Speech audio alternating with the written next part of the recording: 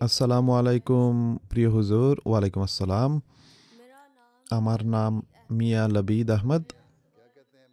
হ্যাঁ মিয়া সাহেব, কি বলতে চাও? হ্যাঁ, কি বলতে চাও?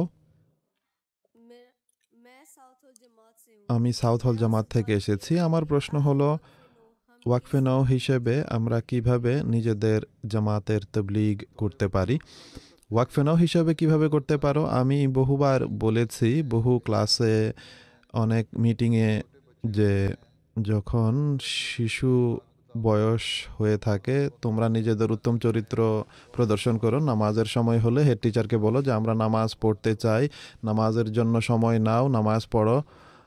তোমার যারা সহপাঠী আছে তাদের সাথে ভালোভাবে মিশো এবং তাদের সাথে কোনো লড়াই করবে না।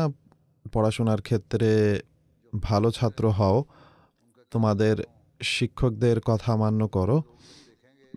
তখন মানুষ যখন তোমাকে দেখবে যে তোমার চরিত্র ভালো, তোমাদের ব্যবহার ভালো, তোমরা নেকি বা পুণ্যের কথা বলো, তখন তোমাদেরকে জিজ্ঞেস করবে যে তোমরা কে। তখন তুমি বলবে যে আমি আহমদি মুসলমান।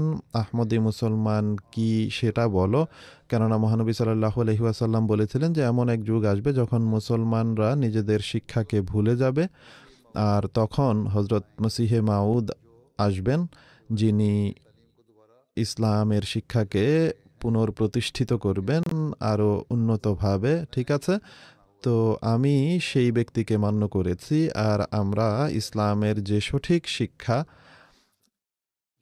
যা একান্ত মূল শিক্ষা ইসলামের, তারই উপর আমরা আমল করি, আর এটি আমাদেরকে শেখানো হয়েছে। তাই আমি নামাজও পড়ি, আল্লাহ তালার ইবাদত করি, আমার চরিত্র ভালো, আর আমি মন্দ বিষয়াদি থেকে আত্মরক্ষা করি। ঠিক আছে, যখন তুমি এভাবে মানুষকে বলবে তখন এটি তোমার তবলিগ হবে। এরপর মানুষ তোমাকে পছন্দ করবে, তোমার কথা আরও শুনবে, আর যখন আরও কথা শুনবে তখন তুমি আরও কথা জানাতে পারবে তাদেরকে। ঠিক আছে। জি হুজুর, জাযাকাল্লাহ হুজুর।